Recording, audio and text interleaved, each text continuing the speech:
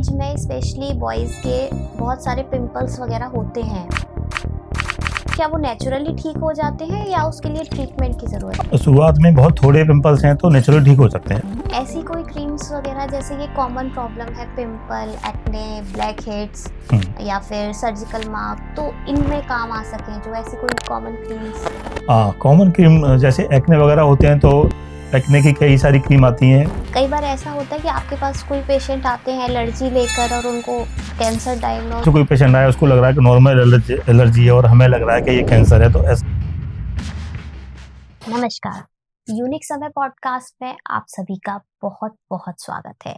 अगर आप लगातार हमारी वीडियोस देख रहे हैं तो हमारे चैनल को सब्सक्राइब जरूर करें, क्योंकि आपका सब्सक्राइब करना हमारे लिए बहुत ज़्यादा ज़रूरी है। आज का जो पॉडकास्ट है वो हम सभी के लिए बहुत इम्पोर्टेंट होने वाला है, क्योंकि हम में से ज़्यादातर कभी ना कभी स्किन प्रॉब्लम से ज़रूर जूझते हैं। कभी पिंपल, एक्ने, डार्क सर्कल और एलर्जी और भी बहुत कुछ। ऐसे में फिर इनके इलाज के लिए हम YouTube और Instagram जैसी सोशल साइट्स के थ्रू तरह तरह के उपचार खोजते हैं और उनको अपने फेस पर अप्लाई कर लेते हैं, लेकिन डर्मेटोलॉजिस्ट से नहीं मिलते। ऐसा है क्योंकि कह सकते हैं हम कि स्किन रिलेटेड जो भी ट्रीटमेंट है या फिर डॉक्टर थोड़े एक्सपेंसिव होते हैं।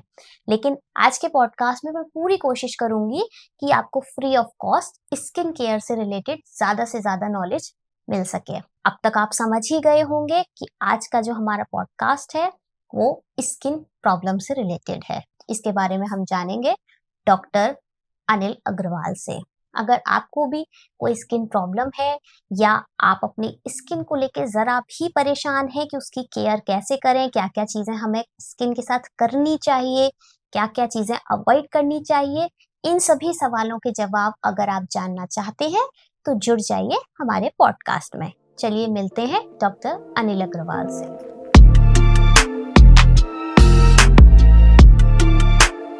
नमस्कार सर। नमस्कार। आपका बहुत बहुत स्वागत है हमारे पॉडकास्ट में। कैसे हैं आप? मैं अच्छा हूँ, आप कैसी हैं? आज का जो पॉडकास्ट है वो सबके लिए बहुत बेनिफिशियल होने वाला है, क्योंकि हम सभी ने कभी ना कभी कोई ना कोई स्किन प्रॉब्लम हमेशा फेस की होगी। तो बहुत बहुत स्वागत है आपका। Thank you. सबसे पहले सर मैं ये पूछना चाहूंगी, जैसे हर किसी की स्किन अलग होती है, किसी की ऑयली होती है, किसी की बहुत सॉफ्ट होती है, किसी की ड्राई, तो क्या ये चीजें जेनेटिक होती हैं या नहीं? हाँ, स्किन की क्वालिटी कैसी होगी कुछ जेनेटिक्स भी इसको डिसाइड करती है। जैसे स्किन का कलर होता है, स्किन का टेक्सचर होता है, ये जेनेटिक डिसाइड करती है। कुछ फैक्टर ऐसे होते हैं जो एनवायरमेंटल फैक्टर होते हैं, हार्मोनल फैक्टर होते हैं, और ये कुछ चीज़ें स्किन का ये डिसाइड करती हैं। आप कैसा न्यूट्रिशन ले रहे हैं, किस एटमॉस्फेयर में रह रहे हैं, पॉल्यूशन में या नॉन पॉल्यूशन जगह रह रहे हैं, तो ये भी फैक्टर डिसाइड करते हैं कि आपकी स्किन कैसी होगी। स्किन प्रॉब्लम जेनेटिक हो सकती है? हाँ, स्किन प्रॉब्लम जेनेटिक हो सकती है। बहुत सारी बीमारी जेनेटिक होती है स्किन की। जैसे एक बच्चों में एक एलर्जी होती है, एटोपिक डर्मेटाइटिस, वो काफ़ी हद तक जेनेटिक होती है। बहुत सारी बीमारियाँ जेनेटिक हो सकती हैं, जैसे सोरायसिस भी जेनेटिक होती है कुछ लोगों में। कुछ लोगों में सफ़ेद दाग, जिसको विटिलिगो भी बोलते हैं, वो भी जेनेटिक हो सकता है। एक्चुअली हम इंडियंस की जो स्किन है वो और देश के लोगों से कितनी अलग है? देखिए, टोटल जो स्किन होती है वो 6 टाइप की होती है। तो हमारी जो इंडियन स्किन होती है ग्रेड 4 या ग्रेड 5 में आती है, क्लासिफिकेशन करते हैं तो। हमारी स्किन जो है ना बर्न नहीं होती है, हमारी स्किन टैन होती है अगर सन एक्सपोजर में जाएंगे, जबकि विदेशी लोगों की जो स्किन होती है वो बर्न हो जाती है। तो हमारी स्किन बीच में, मतलब इन बिटवीन आती है। क्या क्या खासियत है और क्या कमियां हैं? हम तो अपनी स्किन को, इंडियन स्किन को बहुत अच्छा मानेंगे, क्योंकि हम लोग सन एक्सपोजर में भी, मतलब सन को भी टॉलरेट कर सकते हैं, और बहुत जल्दी टैनिंग नहीं होती है, बहुत जल्दी बर्न नहीं होती है, और जो हमारा जो कलर होता है थोड़ा सा, जिसमें मेलानिन थोड़ी ज़्यादा होती है, जो बाहर जो विदेशी स्किन वाले लोगों की अपेक्षा में, तो एक तरह से प्रोटेक्शन का भी काम करती है ये जो। और क्या कमियां कह सकते हैं जिन्हें? कमियां तो कुछ नहीं कह सकते कि हमारी स्किन में कोई कमी है, बस थोड़ा सा कलर थोड़ा सा डार्क होता है जो विदेशी लोगों की स्किन होती है, उससे और कोई कमी नहीं कह सकते। फूड स्किन को अफेक्ट करते हैं? हाँ, बिल्कुल ज़रूर फूड स्किन को अफेक्ट करते हैं। जैसे अगर हम न्यूट्रिशियस डाइट लेंगे तो हमारी स्किन हेल्दी होगी, पानी पिएंगे, जूसेस लेंगे, या ड्राई फ्रूट्स वगैरह, ग्रीन वेजिटेबल्स, फ्रूट्स वगैरह खाएँगे तो स्किन हेल्दी होगी। मैं अभी कुछ नाम आपके सामने लूँगी, आप ये बताइएगा कि ये हमारी स्किन को कैसे अफ़ेक्ट करते हैं? हुँ। जैसे मिल्क प्रोडक्ट। हाँ, मिल्क स्किन के लिए हेल्दी होता है, तो मिल्क में काफ़ी सारे मिनरल्स होते हैं, विटामिन्स होती हैं, कैल्शियम होता है, फास्फोरस होता है, आयोडीन होती है, कैल्शियम से बोन्स मजबूत होती हैं हमारी, और बहुत सारी विटामिन्स भी होती हैं। विटामिन बी 12 होता है, विटामिन ए होता है, विटामिन डी होता है, विटामिन के होता है, तो दूध से हमारी स्किन पे पॉजिटिव इफ़ेक्ट आता है। Processed food. Processed food skin के लिए नुकसानदायक होता है, इतने सारे इनमें फैट ज़्यादा होती है, और ये स्किन के लिए अच्छा नहीं होता। अल्कोहल और स्मोकिंग। स्मोकिंग भी स्किन के लिए अच्छा नहीं होता। स्मोकिंग एजिंग प्रोसेस को बढ़ाता है। फ्री रेडिकल्स बॉडी में हमारे होते हैं, ये फ्री रेडिकल ज़्यादा बनते हैं तो एजिंग को बढ़ाता है। शुगर। शुगर एक लिमिट तक तो शुगर ठीक होती है, लेकिन अगर डायबिटिक लोगों में देखेंगे तो डायबिटिक लोगों में स्किन की बहुत सारी प्रॉब्लम होती हैं। तो ज़्यादा शुगर खाना भी स्किन के लिए ठीक नहीं होता। कौन-कौन से ऐसे फूड हैं जो हमारी स्किन को हेल्दी रखने के लिए, अच्छा रखने के लिए ज़रूरी हैं? फूड में जैसे ग्रीन वेजिटेबल्स बहुत अच्छा होता है स्किन के लिए, फ्रूट्स अच्छा होता है, पानी ज़्यादा लेना चाहिए, और पल्सेस दाल वगैरह है, ये चीज़ पनीर ले सकते हैं, ये चीज़ फूड में अच्छी होती हैं स्किन के लिए। What to avoid? अवॉइड में बहुत ज़्यादा शुगर नहीं खाना, बहुत ज़्यादा फैटी चीज़ नहीं खानी, जंक फूड, फास्ट फूड नहीं खाना है, अल्कोहल और स्मोकिंग से बचना चाहिए। सनस्क्रीन फ़ायदेमंद है? सनस्क्रीन बहुत फ़ायदेमंद है। हर आदमी को सनस्क्रीन लगानी चाहिए, चाहे जाड़े हो, गर्मी हो, बारिश हो, आप घर में रह रहे हो या घर से बाहर निकल रहे हो, सनस्क्रीन 2 से 3 बार हर आदमी को लगाना चाहिए, स्किन को प्रोटेक्ट करने के लिए। यूवी रेज़ से बचाने के लिए सनस्क्रीन काफ़ी है? सनस्क्रीन काफ़ी हद तक अच्छी रहती है, लेकिन सनस्क्रीन के अलावा भी आपको, जैसे आप सन एक्सपोज़र बाहर जा रहे हैं, घर से बाहर निकल रहे हैं, तो आपको पूरी बाजू के कपड़े पहनने चाहिए। हो अगर ज़्यादा तेज़ धूप में जा रहे हैं, तो हैट भी लगा सकते हैं आप जो है, और सनस्क्रीन को हर 2 या 3 घंटे पे रीअप्लाई करते रहें, तो काफ़ी हद तक आप सन के यूवी रेज़ से बच सकते हैं। और जैसे अगर आपने कहा बारिश हो, जाड़े हो तो भी लगाएँ, अगर धूप तेज़ नहीं है या फिर धूप है ही नहीं, हम घर में हैं, फिर भी लगानी ये चाहिए? ये क्वेश्चन आपने बहुत अच्छा पूछा। धूप नहीं है, जैसे बारिश का मौसम है या बादल हो रहा है, लेकिन हमारा सन तो निकल रहा है, तो यूवी रेज़ तो हमारी आ रही हैं। तो यूवी रेज़ क्या होता है कि जाड़ों में हम लोग धूप अच्छी लगती है, धूप में बैठते रहते हैं। तो यूवी रेज़ का एक्सपोज़र ज़्यादा होता है, तो सनबर्न, सन टैन ज़्यादा होता है। ऐसे ही घरों में क्या होता है कि विंडो से, दरवाज़ों से यूवी रेज़ आती हैं। हमारी जो लाइट होती है, इसमें भी बहुत कम क्वांटिटी में यूवी रेज़ होती हैं। तो ये सारी यूवी रेज़ स्किन के लिए हार्मफुल होती हैं।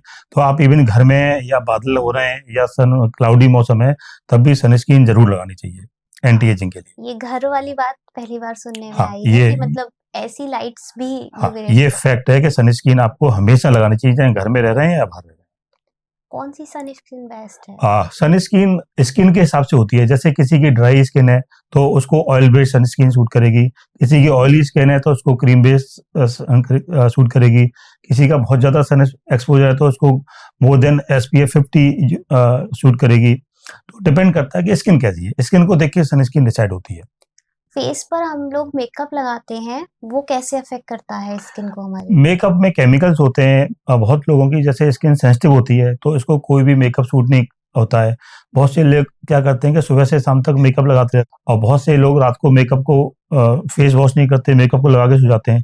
तो मेकअप को आप जितने समय के लिए ज़रूरत है, कम से कम समय के लिए लगाएँ, उसके बाद फेस वॉश कर लें और मॉइस्चराइज़र लगा लें। मेकअप को बहुत ज़्यादा समय तक फेस पे नहीं रखना चाहिए, और कोई क्रीम, जैसे मेकअप कर रहे हैं आप, कोई क्रीम आपको इरिटेशन कर रही है, जलन कर रही है, तो उस क्रीम को कभी भी ना लगाएँ, क्योंकि वो आपको स्किन को डैमेज कर सकती है। कुछ लोग रहते हैं जिनकी स्किन बहुत सेंसिटिव रहती है, हुँ, मतलब छोटी-छोटी चीज़, मतलब नॉर्मल क्रीम से भी कई बार एलर्जी हो जाती है। हुँ। तो ऐसे सेंसिटिव स्किन वालों को क्या क्रीम, कौन-सी क्रीम यूज़ करनी देखिए, चाहिए? अगर किसी की स्किन सेंसिटिव है, तो डायरेक्ट किसी मेकअप को या कोई भी क्रीम को डायरेक्ट नहीं लगाएँ। पहले आप मॉइस्चराइज़र लगाएँ, फिर उसको, एक जो क्रीम आप लगा रहे हैं, उसको कान के पीछे लगा के देखें। अगर वो क्रीम आपको जलन कर रही है, तो इसका मतलब है वो एलर्जी करेगी, आपको उसको क्रीम को नहीं लगाना है। अगर वो एलर्जी नहीं कर रही है, तो उस क्रीम को आप अप्लाई कर सकते हैं। कान के पीछे लगा के देख सकते हैं, या हाथ में आगे की तरफ लगा के देख सकते हैं। तो इस तरह आप किसी भी क्रीम को टेस्ट कर सकते हैं कि कौन-सी क्रीम आपको एलर्जी करेगी और कौन-सी क्रीम नहीं करेगी। फेशियल जो होता है, नॉर्मली क्लीनअप या फेशियल, कई लोग कहते हैं कि करवाते रहना चाहिए, स्किन का ग्लो बना रहता है। हुँ। तो क्या वाक़ई में वो हमारी स्किन के लिए इफेक्टिव है या फिर नहीं है? फेशियल का एक साइंटिफिक रीजन है, ऐसा है हमारी स्किन का जो टर्नओवर टाइम है, जो डेड स्किन ऊपर से निकलती है नई स्किन आती है 28 डेज है। तो अगर 1 महीने में एक बार आप फेशियल कराते हैं, फेशियल में एक स्टेप होता है स्क्रब होता है एक्सफोलिएशन, माने ऊपर से डेड सेल्स को निकालना। तो डेड सेल निकल आती है तो नीचे से रिफ्रेश स्किन आती है हमारी। तो 1 महीने में एक बार तो फेशियल सफिशिएंट है, लेकिन बहुत से लोग जो बार-बार कराते हैं वो सही नहीं है, या बहुत से लोगों जिनकी सेंसिटिव है वो उसको कराते हैं तो उनके लिए हार्मफुल हो सकता है फेशियल। लेकिन ऐसे प्रोडक्ट बहुत ज़्यादा हार्ड केमिकल यूज़ नहीं करना चाहिए, बहुत लाइट केमिकल यूज़ करना चाहिए, बहुत ज़्यादा ब्लीच यूज़ नहीं करना चाहिए। ब्लीच से नुकसान हो सकता है, बहुत देर तक ब्लीच लगाते हैं तो आप लोग। कई बार फेशियल के बाद लोगों को एलर्जी वगैरह हो जाती है हुँ, और कई बार हमें पता भी नहीं चलता कि ये फेशियल की वजह से हो रही है। हुँ। तो वो फेशियल की वजह से रिएक्शन है, इस चीज़ को कैसे पता करें और कब डॉक्टर के पास जाना देखिए, चाहिए? जैसे आपने फेशियल कराया, तो सबसे पहला इंडिकेशन तो ये होता है कि जो भी क्रीम या लोशन जो स्पा वाले लगा रहे हैं, उससे जलन होगी। और चलो उसने कर भी दिया, तो आपके फेस पे जलन होगी, खुजली होगी, तो आपको समझ जाना चाहिए कि मेरे को एलर्जी हो रही है। तो आपको तुरंत उस फेशियल को वॉश कर देना चाहिए और तुरंत उसको डॉक्टर को दिखाना चाहिए। अगर जितना आप लेट करेंगी, स्किन पे रैशेज़ हो सकते हैं, ब्लिस्टर हो सकते हैं, स्किन काली पड़ सकती है, खुजली हो सकती है, तो वो परमानेंट नुकसान भी हो सकता है। ऐसे ही मैं आपको एक और इसमें ऐड करना चाहूँगा, जैसे बहुत से सारे लोग हेयर डाई लगाते हैं, तो डाई लगाने के बाद भी जलन होती है। तो इसका मतलब है कि आपको डाई भी जलन कर रही है, तो आपको तुरंत डाई को वॉश कर देना चाहिए और फिर कभी भी उस डाई को आपको यूज़ नहीं करना चाहिए। अगर एलर्जी होने के बाद डाई को आप यूज़ कर रहे हैं, तो आपके सिर में सफ़ेद दाग हो सकते हैं। ऐसे ही कुछ लोग जैसे लिपस्टिक लगाते हैं, बिंदी लगाते हैं, नेल पॉलिश लगाते हैं, तो बिंदी की जगह भी जैसे बिंदी लगाते हैं तो इचिंग शुरू हो जाती है, या लिपस्टिक लगाते हैं तो इचिंग शुरू हो जाती है। इसका मतलब है जो बिंदी में केमिकल है या लिपस्टिक में केमिकल है, वो आपको एलर्जी कर रहा है। तो जो भी आपको ये चीज़ें एलर्जी कर रही हैं, उनको आपको फिर छोड़ देना चाहिए। आजकल हाइड्रा फेशियल बहुत सुनने में आ रहा है, हाँ। वो कैसा रहता है? हाइड्रा फेशियल एक टेक्निकल नया प्रोसीजर है, स्किन के अंदर किया जाता है। हाइड्रा फेशियल में पानी यूज़ होता है, उसमें जो डेड सेल्स होती है हमारी ऊपर वाली, सबसे ऊपर वाली जो स्किन की लेयर होती है, इसको रिमूव किया जाता है। एक तरह से एक्सफोलिएशन है। तो उसको डीप क्लीनिंग भी बोलते हैं, उसको जो डेड सेल्स और जो डस्ट वगैरह होती है वो क्लीन अप हो जाती है, तो नीचे से फ्रेश स्किन आती है फिर जो है। तो यूज़फुल है और कोई साइड इफ़ेक्ट भी नहीं है इसका। तो जिन लोगों की सेंसिटिव स्किन होती है, जो मार्केट वाला फेशियल नहीं करा सकते, वो लोग हाइड्रा फेशियल ले सकते हैं। पिंपल्स क्यों होते हैं? पिंपल्स जो होते हैं वो 13-14 ईयर से लेके 45 ईयर तक होते हैं। बहुत ज़्यादा रोल होता है पिंपल्स का, हार्मोनल इफ़ेक्ट होता है, लेकिन कुछ लोगों की डाइट बहुत अनहेल्दी होती है, जैसे बहुत सारा जंक फूड खाना, बहुत ज़्यादा फैटी फूड खाना, बहुत ज़्यादा ऑयली फूड खाना, वो पिंपल्स को बढ़ा देती है। तो पिंपल्स किसी को भी हो सकते हैं, जिनके हार्मोनल इम्बैलेंस है थोड़ा-सा, किसी को हो सकते हैं, लेकिन आप थोड़ा-सा केयर करेंगे तो पिंपल्स को कंट्रोल कर सकते हैं। लेकिन आप केयर नहीं करेंगे और अनहेल्दी फूड खा रहे हैं तो पिंपल्स जो है बहुत ज़्यादा हो जाते हैं और वो परमानेंट स्कार भी छोड़ सकते हैं फेस पे। कुछ लोग ऐसा कहते हैं कि पिंपल्स को ऐसे दबा देना चाहिए, फोड़ देना चाहिए। क्या ऐसा करना ठीक है? पिंपल्स को कभी भी दबाना चाहिए, पिंपल्स को कभी भी छेड़ना नहीं चाहिए। अगर आप पिंपल्स को छेड़ते हैं या दबाते हैं तो वो परमानेंट स्कार बन जाएँगे। अगर आपके पिंपल्स हो गए हैं तो आप मेडिसिनल ट्रीटमेंट लें, हाथ से कभी नहीं छेड़ें, गलती भी मतलब भूल के भी गलती ना करें हाथ से छेड़ने की, नहीं तो आपको बहुत ज़्यादा चेहरे पे दाग धब्बे आ सकते हैं। सर टीन एज में स्पेशली बॉयज़ के बहुत सारे पिंपल्स वगैरह होते हैं। हुँ। वो नेचुरल होते हैं? क्या वो नेचुरली ठीक हो जाते हैं या उसके लिए ट्रीटमेंट की ज़रूरत है? अगर बहुत शुरुआत में बहुत थोड़े पिंपल्स हैं तो नेचुरली ठीक हो सकते हैं। अगर ज़्यादा पिंपल्स हैं तो वो नेचुरली ठीक नहीं हो सकते, उसके लिए फिर ट्रीटमेंट की ज़रूरत होती है। तो उस टाइम में स्किन केयर कैसे करनी चाहिए टीन एज में? टीनेज में जब आपके पिंपल्स निकल रहे हैं तो एक तो आपको बहुत ज़्यादा ऑयली फूड, जंक फूड नहीं खाना चाहिए और फेस को दिन में 2-3 बार वॉश करना चाहिए। जो ऑयल होता है वो एक्सेस ऑयल निकल जाता है और अगर आपके पिंपल्स अपने आप ठीक हो जाते हैं तो ठीक है, नहीं तो फिर किसी भी अच्छे स्किन स्पेशलिस्ट को आपको दिखाना चाहिए। हाथ से कभी नहीं छेड़ना चाहिए, कभी भी मेडिकल से लेके खुद ट्रीटमेंट नहीं करना चाहिए। मेडिकल से लेके जो ट्रीटमेंट खुद करते हैं उसमें क्या करते हैं, मेडिकल वालों को ज़्यादा नॉलेज होती नहीं है, तो वो स्टीरॉयड क्रीम दे देते हैं। स्टीरॉयड क्रीम ज़्यादातर लोग अप्लाई करते हैं तो शुरुआत में तो 2-4 दिन फ़ायदा होता है, लेकिन जैसे ही 2-4 दिन निकलते हैं तो और ज़्यादा बढ़ जाते हैं, फिर इनको नॉर्मल दवाओं से कंट्रोल करना बहुत मुश्किल हो जाता है। डार्क सर्कल्स क्यों होते हैं? कुछ लोगों के डार्क सर्कल्स जेनेटिक होते हैं, कुछ लोगों को बहुत ज़्यादा देर तक जगने से, बहुत ज़्यादा स्क्रीन टाइम देखने से होता है, या न्यूट्रिशियस फूड नहीं ले रहे हैं तो डार्क सर्कल हो सकते हैं। कैसे बचें? जैसे मेरे खुद के भी डार्क सर्कल हैं, आप देख रहे होंगे, तो कैसे बचें डार्क इससे? सर्कल के लिए बहुत ज़्यादा स्क्रीन टाइम नहीं होना चाहिए आपका, बहुत देर तक जागना नहीं चाहिए, हेल्दी फूड लेना चाहिए, विटामिन सी वगैरह आप ले सकते हैं डाइट में एक्स्ट्रा, ग्रीन वेजिटेबल्स वगैरह ले सकते हैं, पानी ज़्यादा पिएँ तो डार्क सर्कल से बचा जा सकता है। और बहुत ज़्यादा अगर किसी के डार्क सर्कल हैं, जेनेटिकली किसी के डार्क सर्कल ज़्यादा हैं, तो आप ट्रीटमेंट ले सकते हैं। ऐसी कोई क्रीम्स वगैरह, जैसे ये कॉमन प्रॉब्लम है पिंपल, एक्ने, ब्लैक हेड्स हुँ। या फिर सर्जिकल मार्क मार्क वगैरह, तो इनमें काम आ सकें, जो ऐसी कोई कॉमन क्रीम्स? कॉमन क्रीम जैसे एक्ने वगैरह होते हैं तो एक्ने की कई सारी क्रीम आती हैं, मेडिकेटेड क्लिंडामाइसिन आती है, मिनोसाइक्लिन आती है, एजिथ्रोमाइसिन आती है। स्कार के लिए भी कई सारे ट्यूब आते हैं, लेकिन पर्टिकुलरली इसी के लिए होनी चाहिए, वो आपको एक डॉक्टर ही, स्किन का डॉक्टर ही प्रेस्क्राइब कर सकता है। अगर आप मेडिकल से लेने जाएँगे तो मेडिकल वाले ज़्यादातर स्टेरॉइड का ट्यूब दे देते हैं, जो शुरुआत में तो थोड़े बहुत दिन फ़ायदा करते हैं, लेकिन चेहरे को फिर परमानेंटली डैमेज कर देते हैं वो। जो हम घरेलू उपचार करते हैं तरह-तरह के, हुँ। क्या वो सही है? कुछ एग्ज़ाम्पल देती हूँ हाँ, बताएँ। आपको, फिर आप बताइएगा पॉज़िटिव इफ़ेक्ट करेगा या नेगेटिव। बताएँ। एलोवेरा। एलोवेरा देखिए, कुछ लोगों की स्किन सेंसिटिव होती है, अगर वो प्लांट से निकाल के एलोवेरा फेस पे लगाएगा तो उसको रिएक्शन करेगा। तो उसके लिए जो रिफाइंड मार्केट में जो एलोवेरा आता है वो सूट कर सकता है।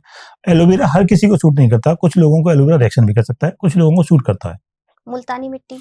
मुल्तानी मिट्टी का एक सूदिंग इफेक्ट होता है, और इसका साइंटिफिक इफेक्ट क्या होता है वो मेरे को नहीं मालूम, लेकिन सूदिंग इफेक्ट होता है। आपकी स्किन सेंसिटिव है, आप लगाओगे तो थोड़ा-सा ठंडक मिलेगी और सूदिंग इफेक्ट आएगा। गुलाब जल। गुलाब जल का भी सूदिंग इफेक्ट होता है। नींबू।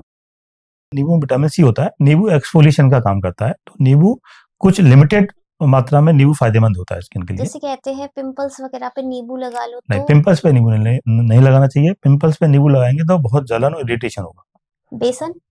बेसन एक एक्सफोलिएशन का काम करता है, जो डेड सेल्स होती हैं उसको रिमूव करता है बेसन। मलाई। मलाई एक मॉइस्चराइज़र की तरह काम करता है, सूदिंग इफेक्ट होता है मलाई का। कॉफ़ी। कॉफ़ी भी एक सूदिंग इफेक्ट होता है उसका। और भी हम लोग, ये तो घरेलू उपचार हो गए, बहुत सारी चीज़ें हैं जो हम यूट्यूब और इंस्टाग्राम की वीडियोज़ देखकर हम अप्लाई करते हैं, तरह-तरह के ट्रीटमेंट। पता नहीं कितने तरह के फेस पैक बताए जाते हैं, उसमें हुँ। ये मिलाओ, वो मिलाओ, फेस पैक बन जाएगा, फेस मास्क बताए जाते हैं।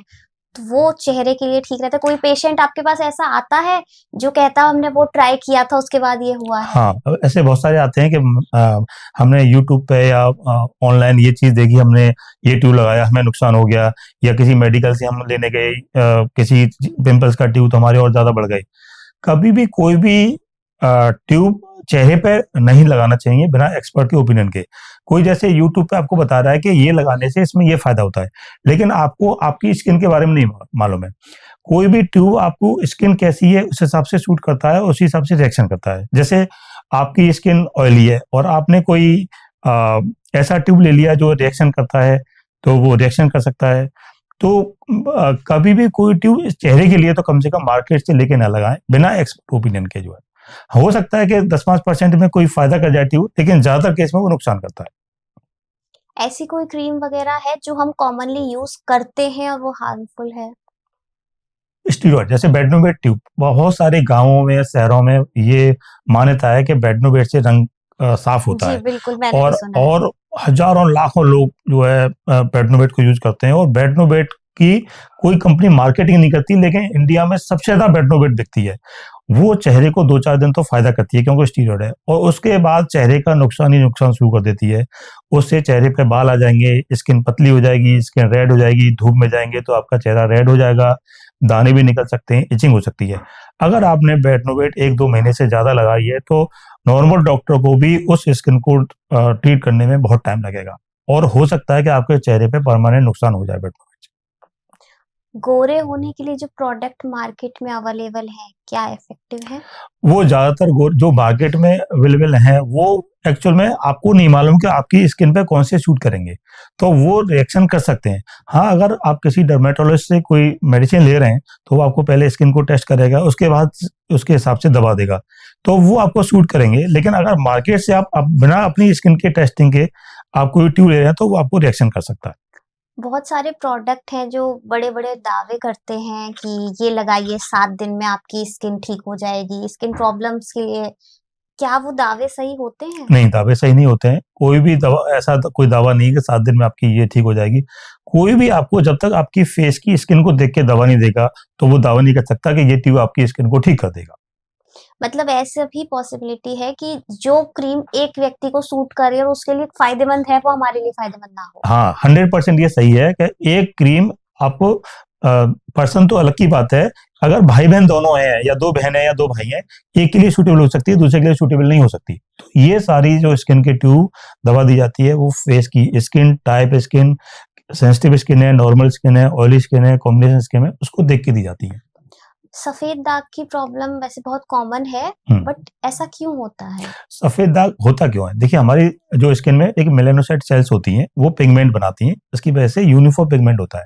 तो कुछ पर्टिकुलर जगह का मेलानोसाइट जो है डेड हो जाती हैं, वो पिगमेंट नहीं बना पाती, तो वहाँ पे सफ़ेद दाग हो जाता है। इसको विटिलिगो बोलते हैं। तो ये बहुत सारी प्रोसेस होती हैं, 8-10 थ्योरी होती हैं, उस थ्योरी की वजह से जो मेलानोसाइट होती हैं पिगमेंट बनाती हैं। तो कोई भी थ्योरी कहीं भी डिस्टर्ब हो जाती है, तो विटिलिगो हो सकता है। तो और कुछ केसेज़ में जेनेटिक होता है, जैसे पेरेंट्स को है, दादी को है, नाना-नानी में किसी फैमिली हो, तो जेनेटिक भी हो सकता है। तो ये सफ़ेद दाग इसलिए होता है। क्या ये लाइलाज है? क्योंकि मैंने कई लोगों से सुना है कि इसका इलाज नहीं हो नहीं, पाता। सफ़ेद दाग लाइलाज नहीं है। एक बात और मैं बता दूँ, लोगों में बहुत ये अ, मान्यता है कि ये छुआ-छूत की बीमारी है। सफ़ेद दाग छुआ-छूत की बीमारी नहीं है और लाइलाज भी नहीं है। अगर इसका शुरुआत में ही हम इलाज करा लें, तो सफ़ेद दाग पूरी तरह ठीक हो जाता है। हाँ, अगर बहुत बड़े एरिया में हो गया है, बहुत पुराना है, तो इलाज थोड़ा डिफ़िकल्ट होता है, लेकिन आजकल लाइलाज नहीं है। दवाइयों से भी ठीक हो सकता है और इसका ऑपरेशन स्किन ग्राफ्टिंग करते हैं, उससे भी ठीक हो सकता है। अगर किसी को ये प्रॉब्लम नहीं है, तो कैसे ब मतलब क्या-क्या चीज़ें हो सकती हैं जिनके कारण हो जो हम जिनसे हम बच सकें? नहीं, आपके हाथ में कोई कारण नहीं है जिसके हिसाब से हम बच सकते हैं। आपको नहीं पता कि हमारे सफ़ेद दाग होगा या नहीं होगा, और आपके हाथ में कोई कारण नहीं है। होगा तो इनवॉलंटरी अंदर से होता है ये। सर्दियों में ज़्यादातर एक प्रॉब्लम और होती है एलर्जी की। मैंने मतलब नोटिस किया है पर्सनली हुँ, कि सर्दियों में तरह-तरह की एलर्जियाँ ज़्यादा होती हैं। हुँ। क्या ये बात सच है? हाँ, सर्दियों में स्किन थोड़ी ड्राई होती है हमारी, तो ड्राई स्किन में लोग स्क्रैच करते हैं, खुजाते हैं, तो उससे एलर्जी, उसमें फिर इचिंग होती है, उसमें फिर घाव भी बन जाते हैं, एलर्जी ज़्यादा होती है। ड्राई स्किन में इचिंग ज़्यादा होती है, तो सर्दियों में कुछ बीमारियाँ सर्दियों में बढ़ भी जाती है, जैसे एटोपिक एलर्जी बच्चों में ज़्यादा होती है, वो सर्दियों में बढ़ती है, और सीबोरिक डर्मेटाइटिस ज़्यादा होती है, बच्चों में होती है, बड़ों में होती है, वो सर्दियों में बढ़ती है। सोरियासिस एक बीमारी होती है, वो भी सर्दियों में बढ़ती है। तो कुछ बीमारियाँ तो सर्दियों में ऑटोमेटिक बढ़ती हैं। लेकिन अगर आप सर्दियों में थोड़ी अपनी स्किन को अच्छा मॉइस्चराइज़ करेंगे और थोड़ा-सा बच के रहेंगे, तो इससे एलर्जी से बच सकते हैं आप। मॉइस्चराइज़ करने के कुछ होममेड प्रोडक्ट भी हो सकते हैं? हाँ, ग्लिसरीन लगा सकते हैं आप घर में, कोकोनट ऑयल लगा सकते हैं। सबसे अच्छा, सबसे सस्ता कोकोनट ऑयल होता है घर में। नहाने के तुरंत बाद कोकोनट ऑयल लगा लें। हो सके किसी की स्किन ड्राई है, तो रात में भी एक बार कोकोनट ऑयल लगा सकते हैं आप। स्किन कैंसर और स्किन एलर्जी कैसे पता करें? क्योंकि स्किन कैंसर भी लगभग एलर्जी जैसा ही दिखता है, तो कैसे डायग्नोज़ नहीं, होता है? इसकी स्किन कैंसर बिल्कुल अलग होता है, स्किन एलर्जी बिल्कुल अलग होती है। स्किन एलर्जी हमारे बॉडी के एक्सपोज़ पार्ट होते हैं, फेस पे या कहीं पे भी स्किन एलर्जी हो सकती है, कैंसर हो सकता है। कैंसर एक लिमिटेड एरिया में होगा और स्किन से एलिवेटेड होगा, उभरा हुआ होगा वो। उसमें ब्लीडिंग के हिस्ट्री होगी, ब्लीडिंग निकल सकती है या पस निकल सकता है। कैंसर में और एलर्जी में बहुत अंतर है। आप नॉर्मल लोग तो नहीं पहचान सकते, लेकिन डॉक्टर एक आसाम वही, मैं देख के पहचान नॉर्मल सकते लोगों की हैं। ही हाँ। बात कर रही हूँ कि नॉर्मल लोग कैसे डायग्नोज़ करें कि ये स्किन एलर्जी से कुछ ज़्यादा है? कैंसर में एक फोड़ा सा टाइप होगा, उसमें पस निकल रहा होगा, ब्लीडिंग हो रही होगी, हील नहीं होता है दवाइयों से, बढ़ता चला जाता है, बहुत जल्दी बढ़ता चला जाता है। अगर ऐसा कोई फोड़ा है, ऐसा कोई घाव है जो हील नहीं हो रहा है और उसमें से पस निकल रहा है और फैल रहा है, वो जो बढ़ रहा है, तो डॉक्टर को दिखाना चाहिए उसके लिए। कई बार ऐसा होता है कि आपके पास कोई पेशेंट आते हैं एलर्जी लेकर और उनको कैंसर डायग्नोज़ हाँ, होता है। मतलब जैसे गाँव से कोई पेशेंट आया, उसको लग रहा है कि नॉर्मल एलर्जी एलर्जी है और हमें लग रहा है कि ये कैंसर है, तो ऐसा हो सकता है कि कैंसर निकल सकता है। हमारी स्किन पे कई बार कोई जले का निशान रह जाता है या फिर एक्ने वगैरह के निशान रह जाते हैं, उनको कैसे ठीक कर सकते हाँ, हैं? ये आपने क्वेश्चन बहुत अच्छा पूछा है। जो एक्ने के निशान होते हैं, आजकल यूथ में जब पिंपल होते हैं, तो एक्ने के निशान छूट जाते हैं और यूथ में बहुत हीन भावना होती है एक्ने स्कार की। लेकिन आजकल ऐसे नए-नए ट्रीटमेंट आ गए हैं कि हम एक्ने के स्कार को 80 से 90% तक ठीक कर सकते हैं। इसमें हम केमिकल पीलिंग करते हैं, माइक्रोडर्माब्रेजन करते हैं, माइक्रो नीडलिंग आरएफ होता है उसको कर सकते हैं, और फ्रैक्शनल CO2 लेजर करते हैं। तो ये एक्ने के स्कार के लिए बहुत अच्छे ट्रीटमेंट आ गए हैं, जिससे हम 80 से 90% तक एक्ने के स्कार को ठीक कर सकते हैं और दोबारा यूथ में दोबारा कॉन्फिडेंस लौटा सकते हैं। जले के निशान या चोट के निशान में भी फ्रैक्शनल CO2 लेजर बहुत अच्छा काम करते हैं। 100% तो नहीं, लेकिन 70-80% तक हम किसी भी निशान को फ्रैक्शनल CO2 लेजर से कम कर सकते हैं। क्या-क्या नई चीज़ें आई हैं डर्मेटोलॉजी में? हाँ, आजकल डर्मेटोलॉजी में बहुत न्यू एडवांस ट्रीटमेंट आए हैं, जिनसे हम बहुत सारा नया काम कर सकते हैं। जैसे आजकल जैसे स्किन, किसी की फेस की स्किन डल एंड रफ है, तो हम फ्रैक्शनल CO2 लेजर से स्किन की रीसरफेसिंग कर सकते हैं। स्किन किसी के फाइन रिंकल्स और झुर्रियाँ आए हैं, तो स्किन टाइटनिंग भी कर सकते हैं। और किसी का जैसे डल एंड रफ फेस है, तो हम लेजर टोनिंग वगैरह से उसका थोड़ा-सा पिगमेंट भी ठीक कर सकते हैं। किसी के एक्ने स्कार हैं, एक्ने हैं, तो हम उसकी कार्बन फेशियल या कार्बन पीलिंग जो होती है, उससे भी उसको ठीक कर सकते हैं। ओपन पोर्स हैं जैसे किसी के, तो लेजर से हम ओपन पोर्स भी ठीक कर सकते हैं। आजकल स्किन में बहुत नए-नए ट्रीटमेंट आ गए हैं, लेजर वगैरह बहुत एडवांस लेजर आ गए हैं। इससे बहुत सारी फेस की प्रॉब्लम को हम ठीक कर सकते हैं, जो पहले नहीं होती थी और जिसको लेके यूथ हमेशा हीन-भावना में रहता था। आजकल बहुत सारी प्रॉब्लम्स को हम लेजर से ठीक कर सकते हैं।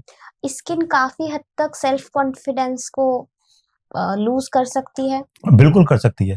बहुत सारे लोगों का जो स्किन फेस पे स्पॉट होते हैं, झाइयाँ होती हैं, एक्ने स्कार होते हैं, तो कॉन्फिडेंस उनका लो होता है, और जब ये चीज़ें ठीक हो जाती हैं तो कॉन्फिडेंस बिल्डअप होता है उनका जो है। एक आज से लगभग अगर हम 10-15 साल पहले की बात करें, तो नॉर्मली प्रॉब्लम्स कम होती थी हुँ, और ये भी हम कह सकते हैं कि लोग बहुत ज़्यादा अवेयर भी नहीं थे। हुँ, आज के टाइम में लोग अवेयर हैं, अपनी स्किन की देखभाल भी कर रहे हैं, तरह-तरह के उपाय भी करते हैं, हुँ। लेकिन फिर भी प्रॉब्लम्स बढ़ रही हैं। तो इसके पीछे मतलब हम लोग घबराए ज़्यादा रहते हैं या सच में वाक़ई में प्रॉब्लम्स बढ़ी हैं? स्किन प्रॉब्लम्स पहले भी होती थी, लेकिन पहले अवेयरनेस नहीं थी और ट्रीटमेंट नहीं थे।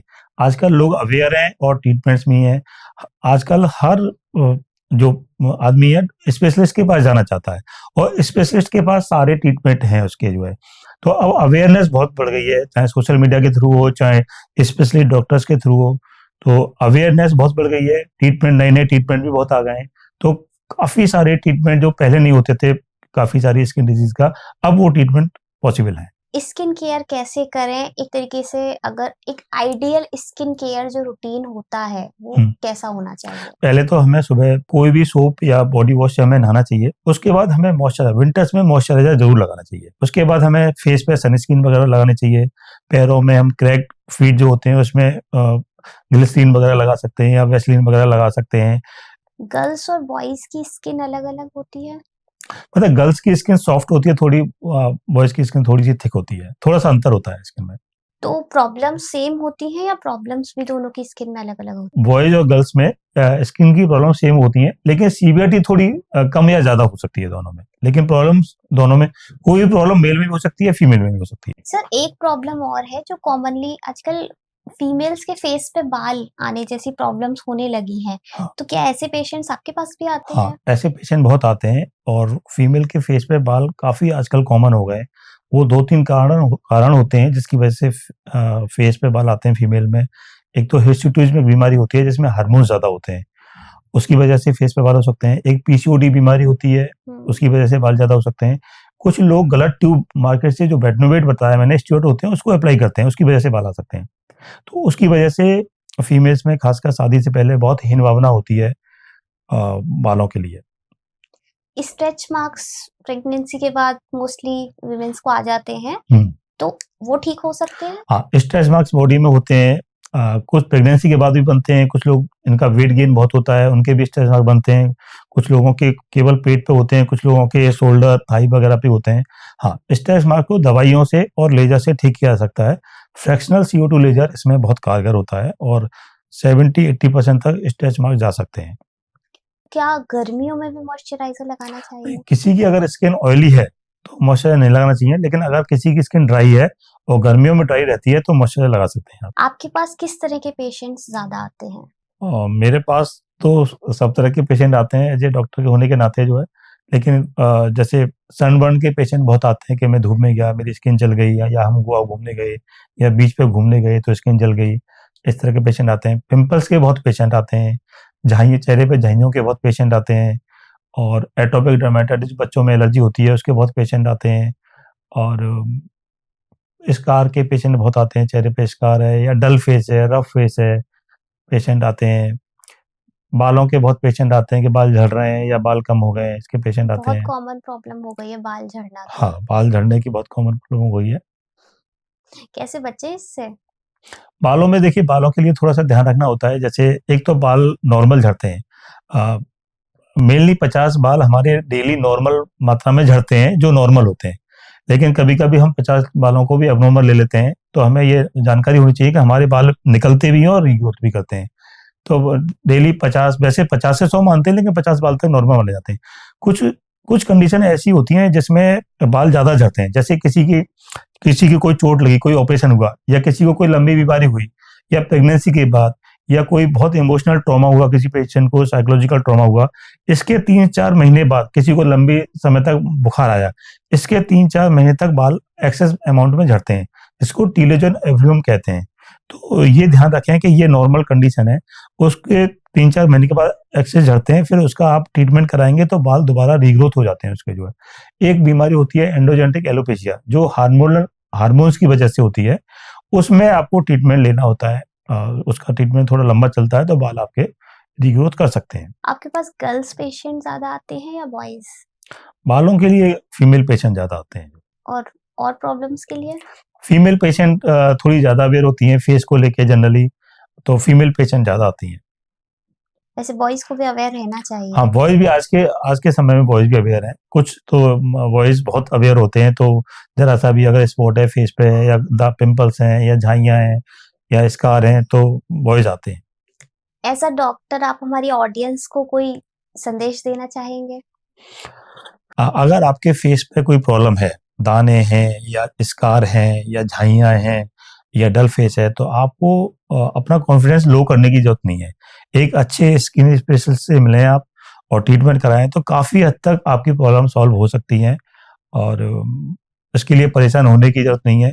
और कोई भी फेस पे कोई भी क्रीम या कोई भी ट्यूब आप केवल सोशल मीडिया देख के या मेडिकल पे जाके अप्लाई नहीं करें। हो सकता है कि आपको 2-4% वो फ़ायदा कर जाए, लेकिन 90% केसेज़ में जो बाज़ार से ट्यूब लिए जाते हैं या सोशल मीडिया देख के जो आप ट्रीटमेंट ले रहे हैं, वो नुकसान करता है, क्योंकि उसको नहीं पता कि आपकी स्किन कैसी है।